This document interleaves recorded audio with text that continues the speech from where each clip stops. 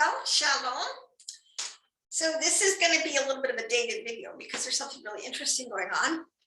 And there's a debate, and of course it would surface now, on Christmas and the role of Christmas in the lives of a returning Ephraimite, the prodigal son. If you have a level of understanding about the two houses and about Christianity is this concept of the fulfilled prophecies of Yeshua going after the lost sheep of the house of Israel, the northern kingdom, aka Ephraim, coming back, then this is going to have a lot of meaning to you, because this is a hot button item right now, is where do we fall out? How do we practice Christian today in this culture? Okay, on many, many levels, because it's, you know, the end of the age, there's a lot of chaos out there.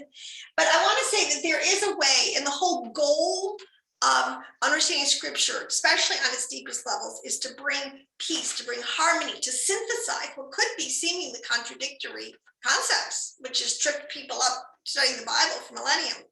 But there is a formula in the tree of life.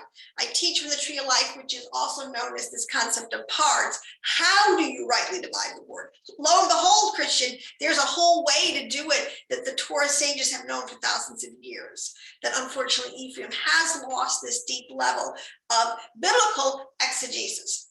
But be that as it may, there is a whole correction going on as the Father is bringing his children back to the high mountain of Torah that they were at Mount Sinai, which also implied a very high level of understanding, way above the nations. We have to understand this.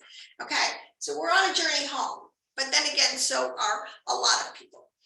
But, you know, you're responsible for what you know. So what do we know, and how are we supposed to find this balance between theory and practice, between right doctrine and between how we live it out? How do our mitos? How is our character? How are our actions? And where are we supposed to think? Where are we supposed to fall out? So we have a correct body, soul, and spirit theology that pleases Yahweh. We want to please Yahweh. I would imagine that would be the goal. So Christmas is, by all means, and you might as well know where I said, it really has roots in paganism. Now, you cannot in any way, shape, or form. And this is where you have to really be aware of, you know, the message. The medium is the message, controlling the narrative. There's scrubbing going on even today to make the Christian, and I believe this is sort of the Chrislam theory, that spirit that's out there in the world. Let's see if we can synthesize, synergize some of these things so we can have a little more peace, a little more harmony. Okay, but unfortunately, if it's not done according to what's already been laid out in scripture, according to the middle pillar, according to this balance that's built into Torah, it's something we have to invent or make up. We just have to learn how to do it, apply ourselves to wisdom. But be that as it may, what's going on right now is, to me, is a really interesting debate about this, because, but let me just say, I'll give you a couple of proof texts that say that the whole concept of Christmas is a replacement. There's a lot of teachings out there that have been going on that are very, in my opinion, very Hellenized. See, especially coming off of Maccabees, coming off of Hanukkah, okay, which is really what we're celebrating in the winter, okay? The dedication of the temple, the tabernacle, okay? That's what we're celebrating in these winter months. That's the festival, that's the feast, okay? The question is, how does all these concepts of a birth of Messiah now get fit in? How did it get connected to this winter feast, coming off of Sukkot in the fall and right into? And, you know, a little due diligence, you can figure this out. But the point is, there is a festival on the 25th of the month in the winter, and it starts on Kislev. It's actually Kislev 25th is the feast of the beginning, the feast of dedication, the feast of Hanukkah. The word is used actually in, let's just see here, I believe it's in John, let's see, where would it be? Oh, I have a verse here that actually uses it as the word Hanukkah in Yeshua. Actually, it is in John 10:22, where Yeshua is in the temple during the feast of the dedication, the time of, this is a feast that has been going on in Israel for 1,100 years, a tradition. And believe me, tradition has a very positive application in Torah, where we are handed down things, okay, from our elders, from our sages, from our, our patriarchs, from those who keep track of and write the Torah from us, from our prophets, okay?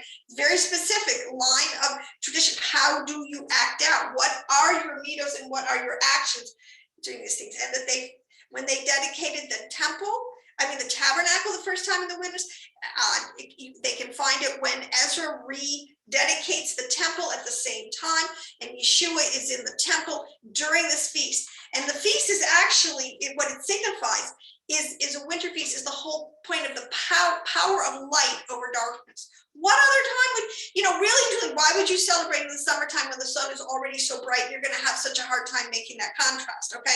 Do it, because, again, everything is very pictorial in the Hebrew Bible. Do it in the wintertime when the light actually, you could just see it. You get it, how much light can dispel darkness, and a continual light. Okay, that's the miracle that's built into Hanukkah, is that this light has really never gone out. We might not see it sometimes because we get ourselves in such gross darkness, but the Father promises that his light that will never depart the world, in essence, and so it always has. So we have to understand, this is not something new, but this is absolutely Hebraic, that Yeshua, but it's the 25th of Kislev, okay? Not the 25th of December, all right? So this is the subtlety of how he changes the times and the seasons, and he attaches something that's already there and true and established. And it does have to do with this season, but you always get more than you bargain for. But it is absolutely, people have to understand, Christmas today is a completely a product of replacement theology, which is Christians thinking all of a sudden that we're the main stage and that Judah is been cut off in covenant. And it's a very mixed up and garbled understanding, and it's not accurate, and it leads to a lot of anti-Semitism. But the point is, no, we are two houses working out our salvation, and we're coming into a reunification today. All Israel, all 12 tribes in all the earth. Okay. Now, the thing is, so you have this here. I'm going to share a couple of slides here because I always think that it's so much better to share things. Whoopsie. Hold on. I don't think I did that right. One more try. Okay. Here you can see, no, I mean, here, there's a calendar. Okay. So, what did I say? The 25th of Kislev. Kislev is over here. Can you see it? It's over here, and it starts out, it's in Tibet. It's right at the border of this, the middle here, between what we would consider to be November and December. So it starts on what would be the 25th of Kislev, which is around towards the end, the middle of November. And then it goes into, for 8 days, usually the beginning of December. Okay, but it always starts in this 25th.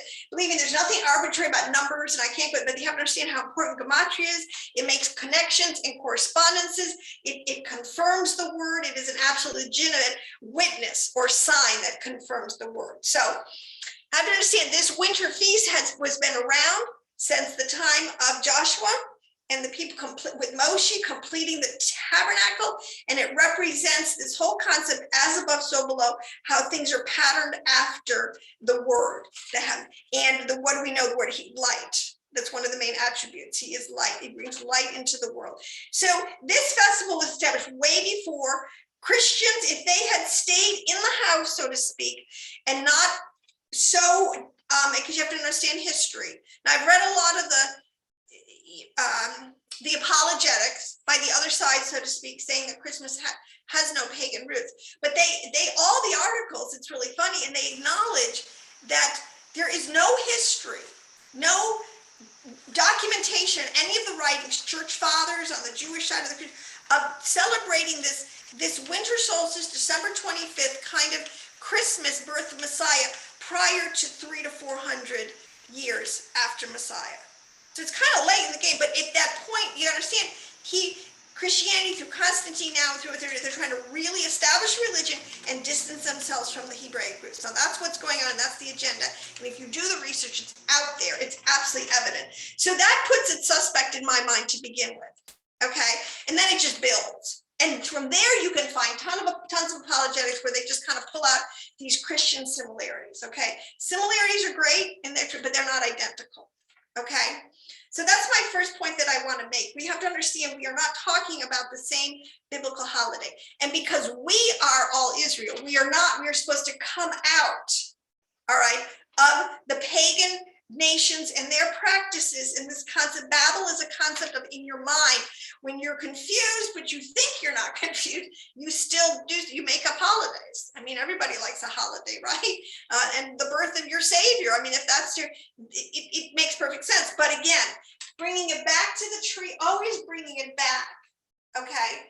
We have evidence and we can weigh it on the right side and the left side, and we can find a balanced theological foundation that we can stand on, okay? Now, one of the things is about what should Ephraim, there's two arguments here. There's theory and practice. There's two things going on. And this is what everybody's trying to figure out. It's easier to do the fall feast. And believe me, people, you can't. So getting into what problem with the action. So many people, there has been in the Hebrew roots movement and in all people, this is our problem.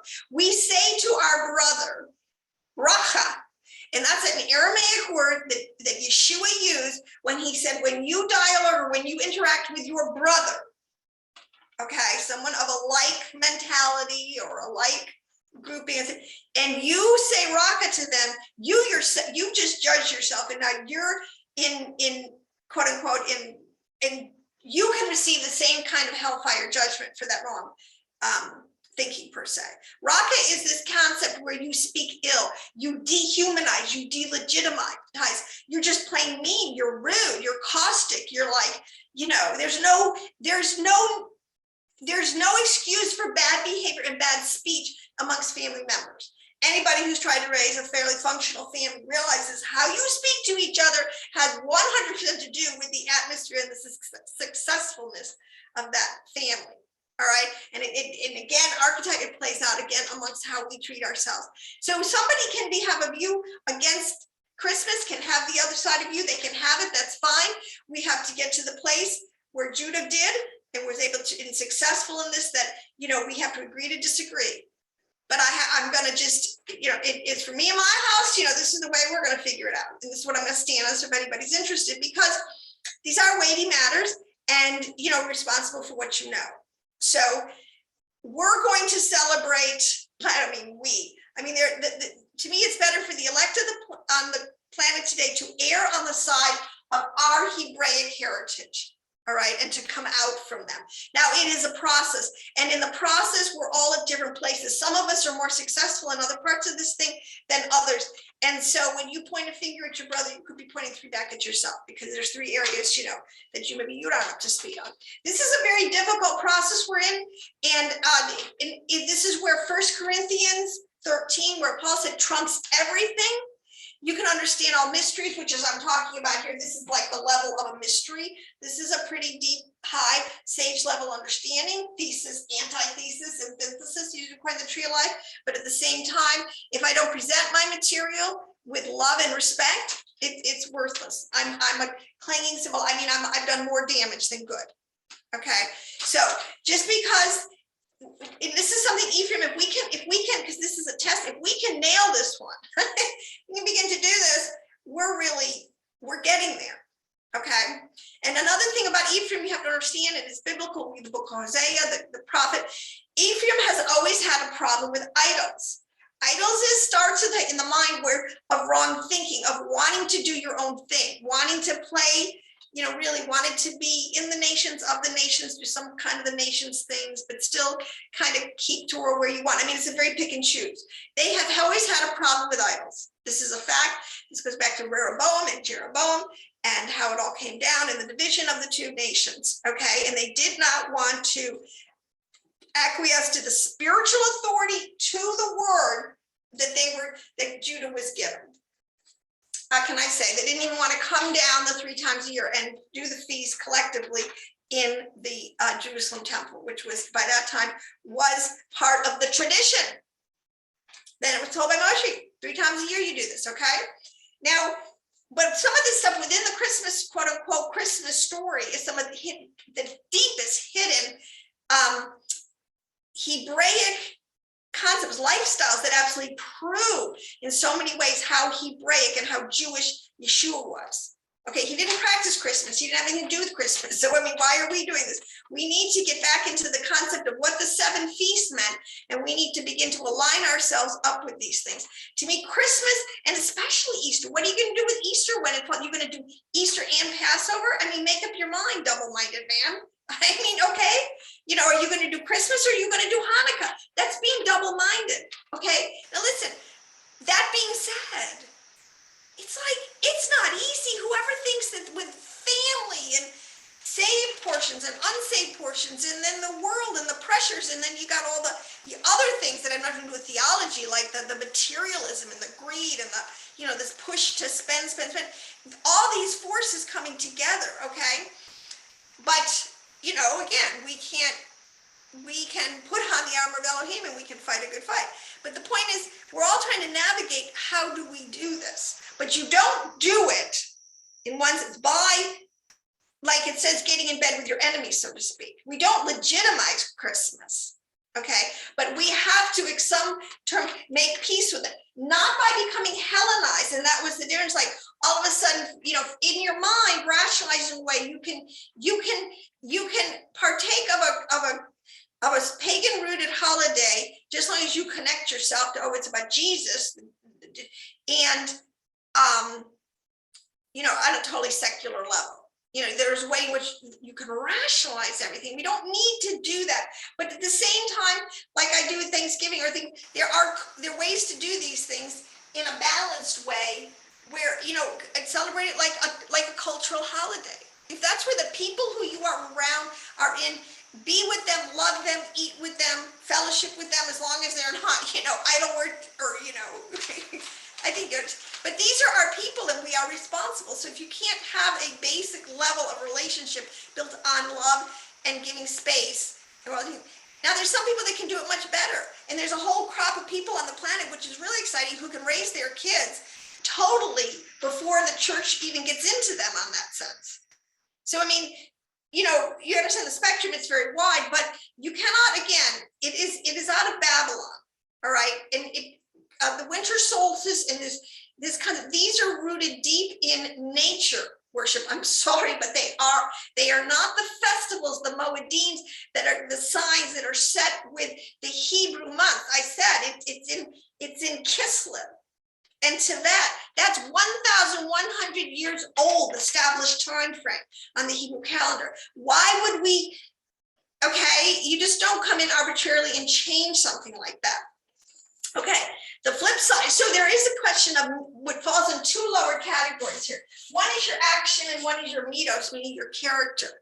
And like I said, Yeshua is totally, if you say raka to your brother, and listen, these things extend into work. You're trying to figure out the calendar, whether you're trying to figure out the correct name of Yahweh, how do you say that? There's so many different things. There's the feasts, which we do. There's a spiritual level, even trying to understand. Let me tell you, everything in the Bible is coded according to this type, what's an acronym? Peshat. There's, I mean, parts. This is what it means to be in the garden, to have such a high level of that all your thoughts are at a very high level and you're actually receiving from Chokmah and Bina. That's what to have that knowledge, to have this high level knowledge of God, so that you can see all the arguments, everything I understand, and you can come up with a right ruling, a middle pillar ruling. All right. But this is why understanding this, but understanding these remezes, these hints, like I said, why the 25th, that's not an arbitrary number that was taken. But you understand, these people that work in this concept of Remez, which is a hint, which is where the Bible is alluding to things, there's so many established, absolutely established biblical exegesis ways that most of Ephraim does not even know exist. So we're at a disadvantage. But the elites do, the occultists do, those who are practicing mind control against us do. Okay, so they use, but in this category, this is where you have to understand, this is why the keys of the kingdom have got to be implemented at this category, where it's starting to use archetypes, allegorical language, symbols, the cyclical time hints. Like I said, the 25th of Kislev, it's not an accident, okay? And then the 25th of December, a total different month with keeping the day. These things are not, these are cyclical time hints. Then they also use, this whole concept of types and shadows. There are two sides. There's the world of light, there's a world of darkness. And when you're looking at one or the other, you have to use the correct way the words are coming down, describing one side or the other side. Okay, so this is the point. This is yin and yang. I don't care what you call it, this idea of there's a thesis, there's an anti, this is the pendulum swing. And I'm going to go a little bit deeper explaining how this ties into the letter Lamed. But these people, that's just what most people understand as allegory.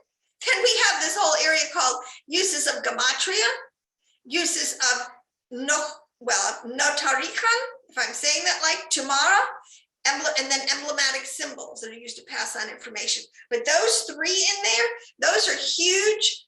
And Philo talks about, there's all these rules, the rules of interpretation. This is what the sages and the priests knew.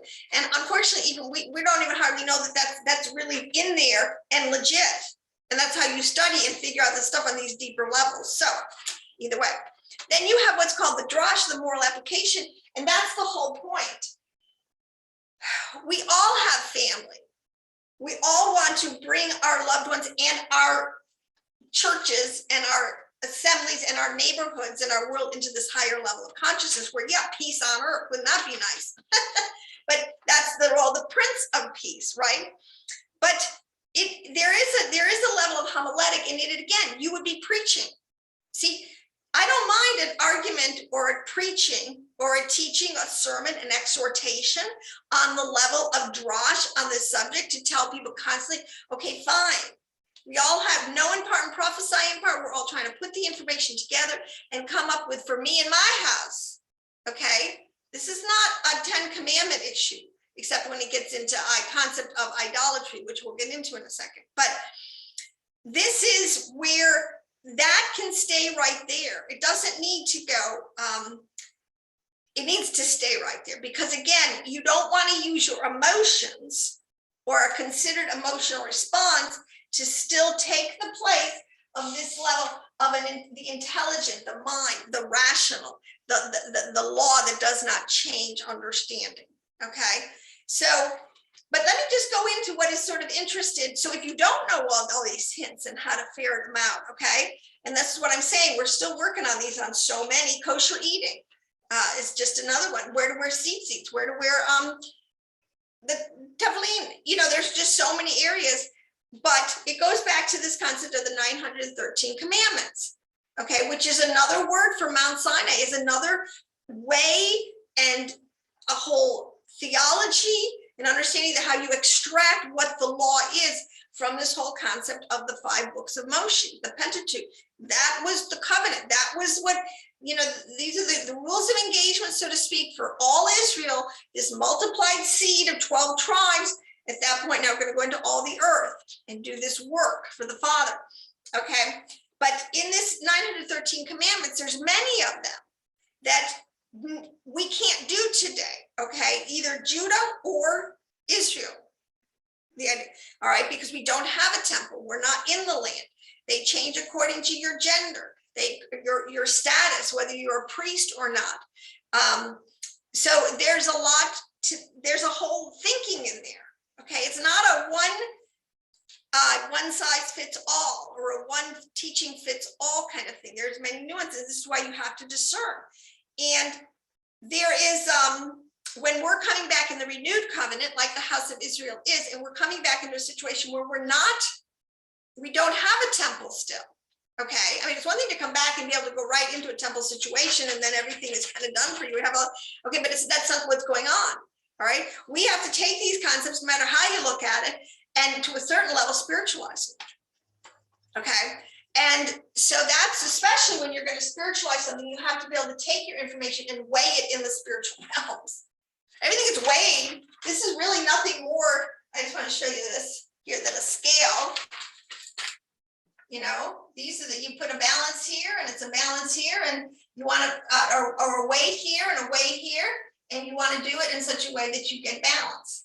That's why it's the scales of justice. But so let me go and just, now that I have sort of set this up, you know, okay, so I said, and I just want to say this again, I don't think it's a good idea to approach this subject matter with replacement theology teachings, with a Hellenized teaching, with one that encourages assimilation, one that would do anything to blur the lines between our return into this whole, how do we please Yahweh in this concept of all Israel, and then using lower level readings, lower level rulings and understandings where we don't put together all the different levels that are there. We don't even know they exist. And then using our emotions in the final analysis to make our decree, our halakha decree. But there's something really fascinating in this whole story of Christmas to show you that what we miss out on, which I think is the whole point really of the Remez, of the hint of why some of this stuff is not spelled out clearly with the Father, and he would rather we go through this process. It's really more about the process. But so this is idea of the star. Well, and there's something in the story. In Hebrew, it's called the Megal. Oh, yeah, I think that's gonna. Let me see if this is gonna write a little better. Migal Eder, which is Migdal, M-I-G-D-A-L, Eder, E-D-E-R, okay? It means the tower, okay? Tower of Eder, or towers of the flock, okay? Now, oh man. Towers of the flock. This is just not going to write well. Time to get new markers. But it's hard to see it even there. Now let me go into this slide, okay? This is the letter, obviously, the letter Lamed, okay? Now, Lamed has a name in the letters. One of its meanings or code words is the flying tower, okay? And it's the number 12. So there's a couple of things.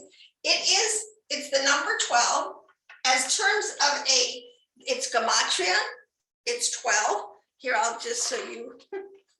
Here's the Lamed. Oh, wait a minute. I was even going to show you. Wait a minute. Oh, it's Gematria is 30. All right, this is what I meant to say. 8, 9, 10. It's the 12th letter in the alphabet. And its Gematria is 30. Okay, and I'll show you why that's important. Okay, but you can see it right here. If you look at it, the Lamed, its Gematria is 30. And it's the 12th letter. Okay, and that means it's right in the middle of, there's 22 letters. Okay, so then you have this Lamed. So it's like right in the middle of the letters. Okay, now when these shepherds, okay, so we're going to go to the Christmas story now. So, you know, I don't want to, there's a lot of, go read the information. If Yeshua was born at Sukkot, or born at the Feast of Dedication, the 25th, however you work it out, okay, and you have to have 9 months from one to the other, basically. Okay, but the point is he is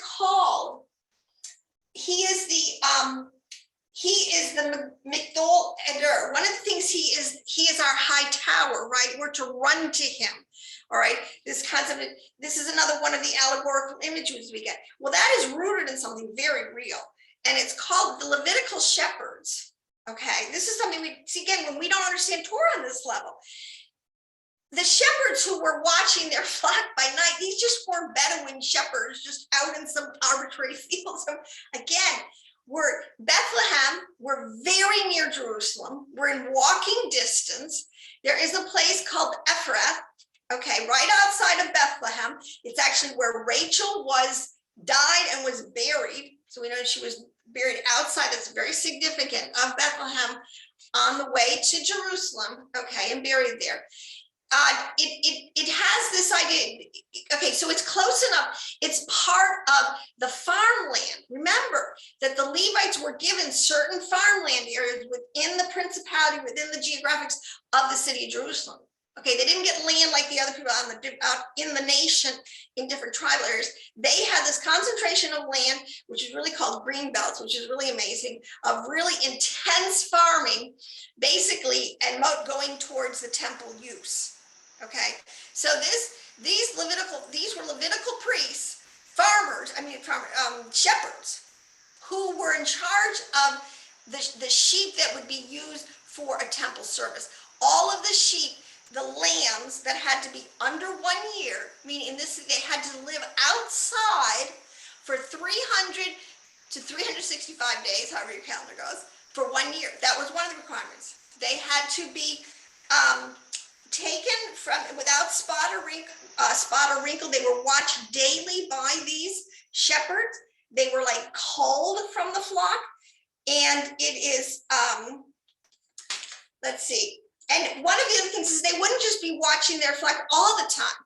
Watching their flock by night, it isn't like you can say, well, they wouldn't be in the fields in December, or they would be in the fields. They were always in the fields. I mean, what shepherd does not check on his flock? Can you imagine David leaving the mountainside for a couple of months break to, no, they'd send him back up the mountain in a heartbeat. No, shepherds watch their flock all year in the fields. That's what they do. And there are these high towers all over this area of Bethlehem, and they're called towers of the flock, towers of Adair. And they are these, for the shepherds to get out of weather, if it's inclement weather, that they have a place. But there's also one very special tower that was used strictly for birthing the lambs that would ultimately be for this flock of sheep, specifically being raised and watched over for temple service. And the lamb that would be, quote unquote, the Lamb of God, that would, quote unquote, be sacrificed on Passover every year, and then on particular one given year. Okay, and we see this about Messiah is the Lamb of God.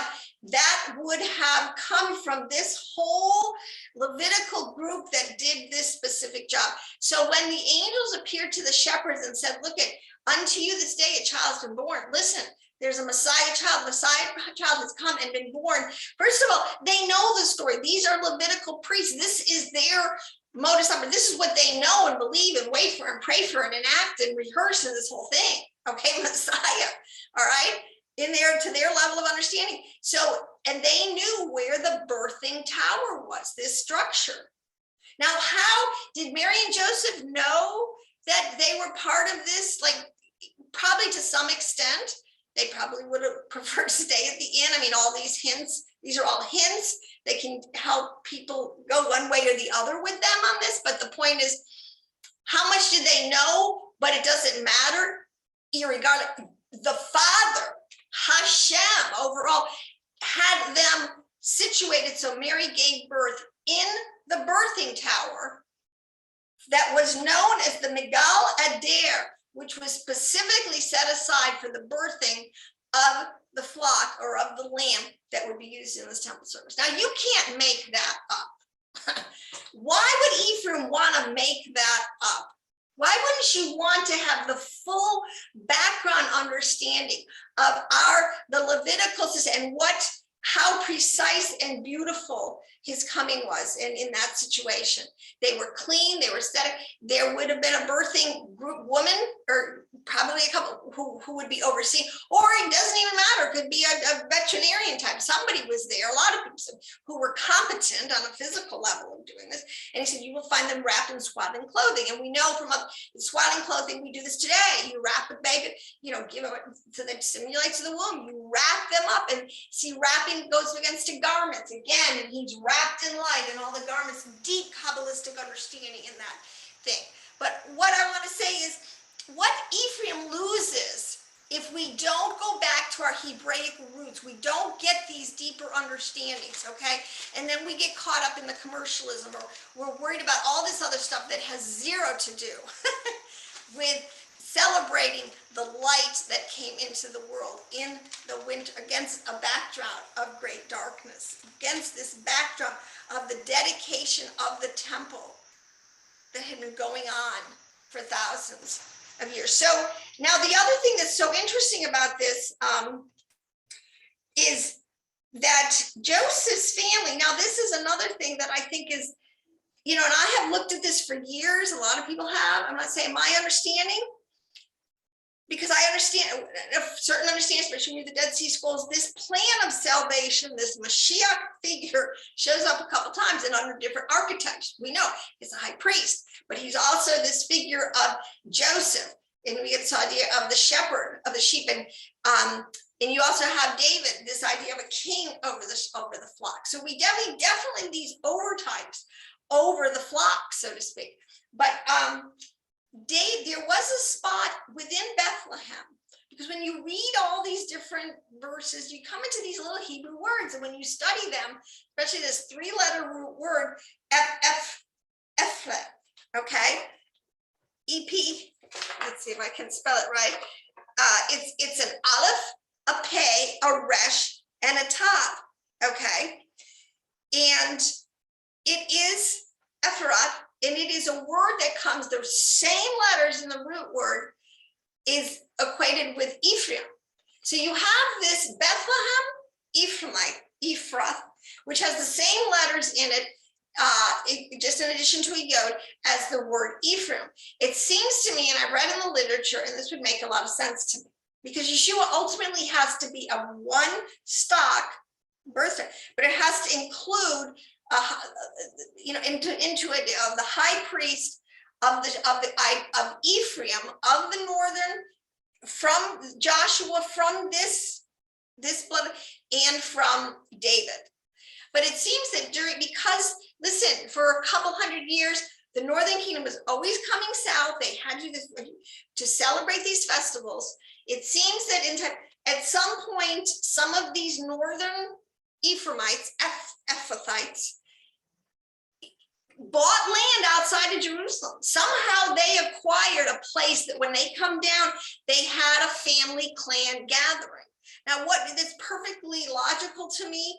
And through the centuries, it became known as this portion around Bethlehem. They weren't really of the line of David, but they were of the line of Joshua, of Ephraim. But at some point, it says there probably was intermarriage.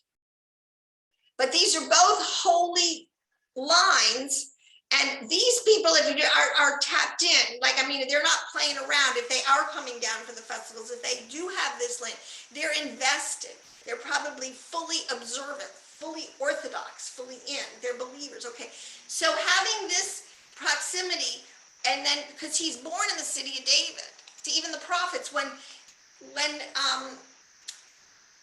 Herod asks, I think it's about the king of the Jews, where will he be born? He asked the priests, he asked the Sanhedrin, and they say, well, in Bethlehem. The scriptures are absolutely clear.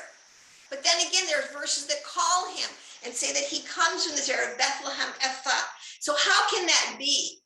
Okay, because when you do that. So to me, it's a beautiful way of intertwining, but again, it gets back to the concept of these are a people, they're intertwining themselves on levels, keeping these festivals, keeping this narrative, doing and obeying and keeping on these levels. Okay, so I think again that's a beautiful thing to see that there is this connection, and why not? So when he comes, and I don't want to do that in this video, but there is a huge theological understanding between the Son of God and the Son of Man, both titles that Yeshua or Mashiach holds in the scriptures, both Old and New Testaments.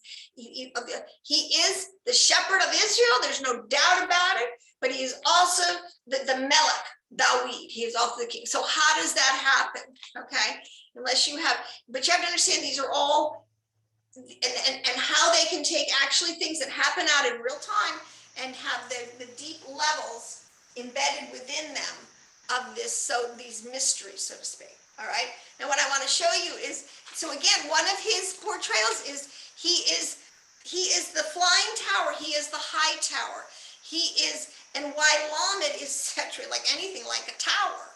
Okay, this is what they call, and when you understand how the letters are made up in the let me just say this, and I've done this a little bit, there's an invisible line, so everything like a kaf would always be within these two lines. Oh, I don't know if you guys are ever going to see this, so sorry. But the Lamed goes above, it's the only letter that goes a little bit above the line. It is up into, so in other words, it is connecting into the higher levels, and it is bringing down into this level of the tree of life, which is known as Zeranpin, which is very specific, has this whole, you can't make it up, it's an ironclad understanding that has been established. So, but the Lamed is drawing from a higher level and bringing down this energy, this light, this understanding, this wisdom. It's a very unique, but here again, can you make it up? There's 22 letters, it is the 12th letter, it is right in the middle, right? If you were to string these out, these letters, it's right in the middle, and it does shape like a tower. And the thing about its Gematria is 30, okay? It does, its root, okay? So the word has a root meaning, and it's to teach. To the goal of Torah, the whole goal of all of it on all the levels is to teach us and to cause us to have a heart that understands knowledge. Okay, this is the point. Get wisdom, get understanding is the principal thing. Get spiritual light. I mean, I don't know how many different ways you want to say it, but it's to get the true knowledge, the emet, the truth out of the Torah. And it's made up of a vav and a kaf. Okay. So what do we have here? A vav. So, okay, the word is made up of a vav and a kaf, which you put together 20, you take the Gematria of that, the vav and the kaf, it is 26. Now 26 is the same number for Yahweh, Yod He Vav He, which is known as the name, that is the sacred name. You really don't say it, it's Hashem, they would say Hashem, because it is the holy name of God, but it is a truncated name in the sense of Yod He Vav He is the kind of understanding you say, it's that expands out and includes everything. So in other words, if you did a Lamed starting at the very top and you kind of gave its curve, and it would come all the way down to the bottom. So it represents from the total top to the very bottom, which is the same thing that Yod He Vav He talks about.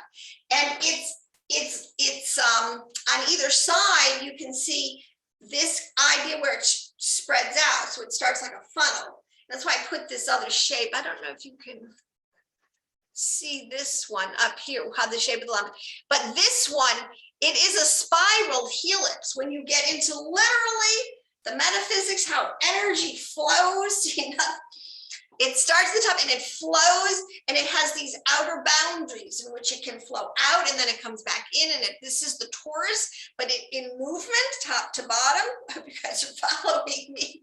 I mean, everything connects 100%. You can't make these kind of connections up. But anyways, the Lamed is connecting totally the upper worlds and the lower worlds, and going out on either side is the total boundaries. The word 12 is also the word, it's equated with the word boundaries.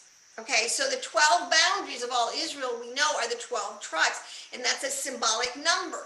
However that multiplied in all the earth, only the Father knows. When it's all, when the roll is called up yonder, we'll know, so to speak.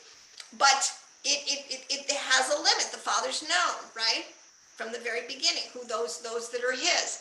So the Lamed is a very important letter. it can totally be, it can be mined, so to speak, in some of its deeper understandings, and it gives us this whole concept of an energy flow or an emanative flow of Yahweh to us all the way. And the fact that the number 26 is the same number for Yahweh. Okay, so these are great, again, proof texts to show that there's a lot of depth in the Torah, and it would never do us any favor to keep trying to mine it with this Christian mindset, because they don't have a Hebraic mindset. Okay, and anybody who's honest, who's gone into, who's had their eyes, you understand that. Okay, so it doesn't help us to compromise. Okay, and say, well, just but at the same time, we all have to, before the Father, Paul is very clear, we all have, depending on our circumstances, levels that we still interface with the nations on this level of getting ourselves purified and up to speed and getting to the goal, which is to the city of Jerusalem. We want to get to the celestial city. We want to live there, in this life as we will in the Olam Haba. But our rules are engaging. You have to do it in love. That's otherwise and you have to do it in truth. And these are two sometimes seemingly antithetical, but not really. So I just want to say there were probably a couple other things I wanted to say on this, this whole idea. I love this of the Begal Eder. And one line I should have put in a little picture all over the fields of Jerusalem, and these little rock like towers and things. So my last point to say, okay, and this is a really deeper subject, and I don't know if I don't want to lose anybody on this one per se, but let's just take on the spruce tree. All right. I mean, traditionally, that's what you bring into your home on Thanksgiving, on Christmas. You decorate the spruce tree. And one of the big things is when Jeremiah is talking about, you'll bring in a tree and you'll decorate and do all this stuff to it, and it becomes the center of your whatever, and you end up worshiping it, and that's not good. Well, that's not good. So we have to figure out, well, what's Isaiah referring to, okay? And so if you go to this concept, okay? Really important to understand how at a Remez level our Torah is written. So I can't say, you just cannot stick with a Peshat level understanding, a literal level, because that hinders your understanding. There's so much more there, and this is what it means to be Berean. You gotta dig. You gotta do Torah. This is one of the main things. This is one of the gifts that Jewish scholarship has given us. It's not for the faint of heart. Okay. Now, many people don't want to be a teacher, and that's fine, and delve into all these different things. That's fine, and you should. You don't have to. We all have a contribution to make, but there is a level of scholarship that's demanded of teachers that's just demanded of them, and the Father does that, and traditionally Jewish sages have done that. But what I want to say is this idea of, if we're practicing something that is really a practice of the nations, which implies it's a practice from the other side, okay? And is decorating a Christmas tree coming from the other side? Like how, okay? And I think it is totally and conclusively based on how the hints are given and how pictographically a symbol tells 1,000 words, a picture tells 1,000 words. So if you just, and it is to do with the pine cone and the pine tree and what kind of trees they are, and then again what they represent. Okay, and I'm going to try to give the elevator version of this, okay? Because I have done a lot of teaching on this especially on my paid subscription channel, which is, you can go to my website, theelectlife.org, and find the link tree where a lot of these are kept, these deeper teachings. But when there were two trees in the garden, this whole story, I'll tell you another amazing and Remez that is true that we have to take into consideration when we're talking about all this stuff. I told you how the number 26 and is Yahweh. And of course, but now I want to tell you how 86, I'm 90% sure it's 86. All right, I'm 90% sure it's 86. Okay. On one sense means Elohim. Okay, God is the Gematria of 86 and the word nature. Okay, has gone through 86 means there's a complete correspondence. There's a relationship there, and one they're confirming witnesses of truth. Nature. This is our Hebrew. I've said this is always based on nature. That's why nature doesn't lie. That's why you can This is why we're doing ourselves such a disservice by distancing ourselves and our children, our whole lifestyle from nature. Anyways, but in the plant kingdom, which if you're talking about trees in the garden, you are talking in the plant kingdom. And so there are two types of reproductive systems in all of nature amongst the plant kingdom. It's called angiosperms and it's called gymnosperms. And it is all about how the way these two systems reproduce. Okay, now if you know anything about the story of Adam and Eve, and if you get into the deeper and the way the language is coded and stuff, it definitely has a sexual connotation to it. There's no getting around it. Okay, and even the rabbis will go so far as to saying that, you know, this is when the Nakash infused Eve with lust, and you can read that on one level and go, what the heck are they talking about? Okay, but they are, and it's very, but these two systems of reproduction is what we see in the animal kingdom, or in the plant kingdom. We're in the plant kingdom here, and explains why a lot of the words are used the way we are. Like when Adam and Eve discovered that they were naked after their incident, whatever. Okay, where it talks about in Genesis, there's fruit trees. There were two trees in the garden.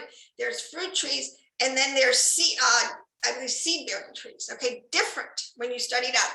An angiosperm is where the seed, the DNA, the nut of that thing. Okay, its cell reproductive system is put inside what's called an ovary or a nut. It has a hard outer surface. It's a fruit. A fruit always contains a pit in it. The seed is covered in a hard. So you got apple seeds. You've got, you know, look at an avocado seed. It's always got this big seed in the middle, this fleshy part, and then this outer skin part. That's the whole thing. And it takes two of those to reproduce. This is sexual reproduction. You've got to have a female fruit tree and a male fruit tree. Anybody who's done any, you know, apple tree or any of these kinds of things, you got to have both. Okay.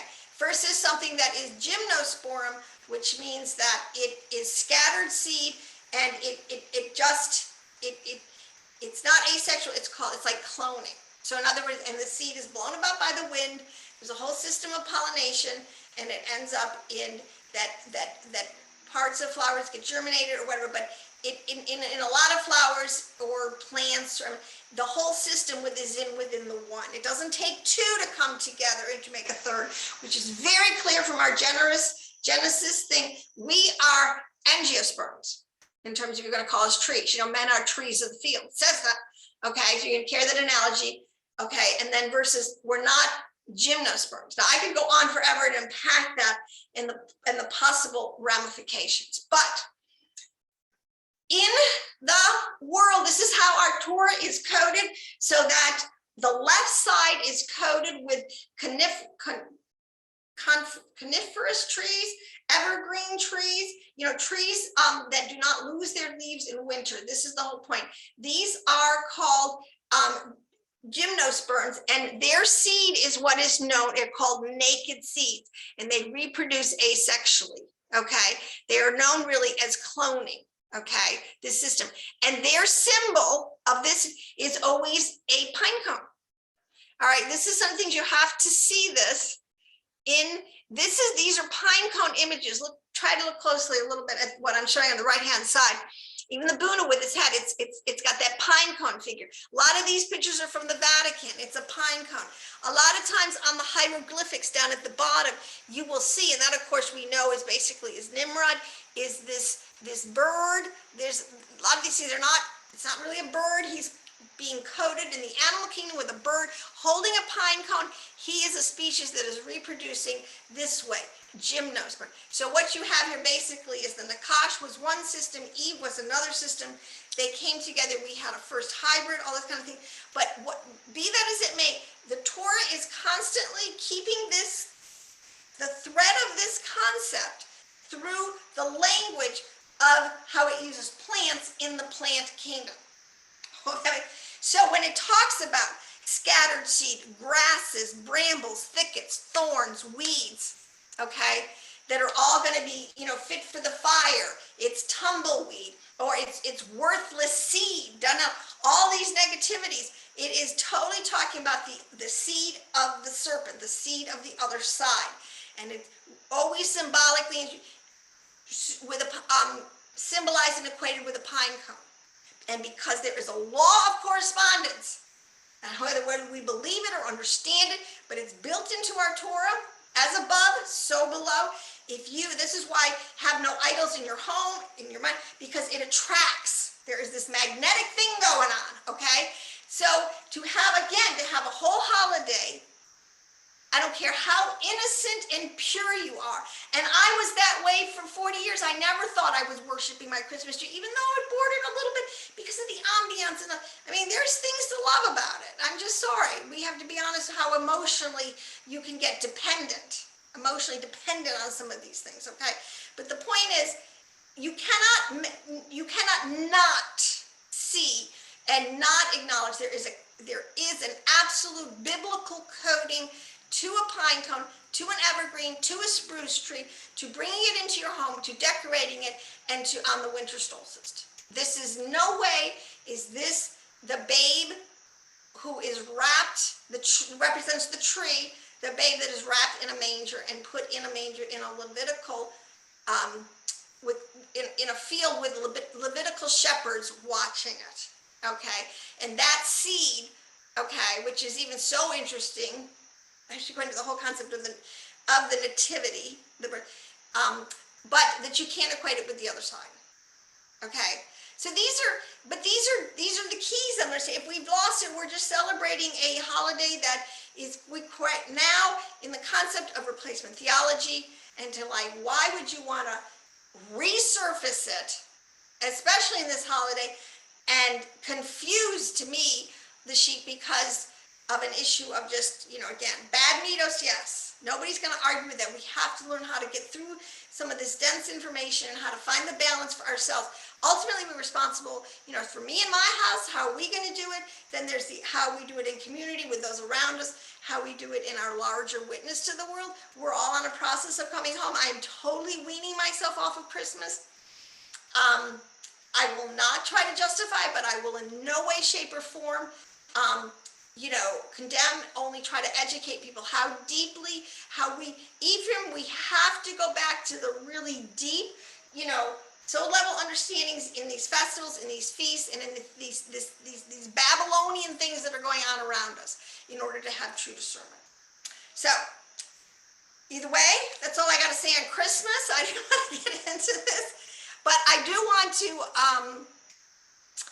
I do want to put in another plug just real quick because I do have this channel now where I do a lot of these much deeper sods. And you can link it on my website here. You can find it, theelectlife.org, and find the link tree. And there's a lot of information that just never makes it into these quote unquote this YouTube platform. So if you're interested in more, just check it out. So on that note, shalom, shalom, and I will see you in the next video.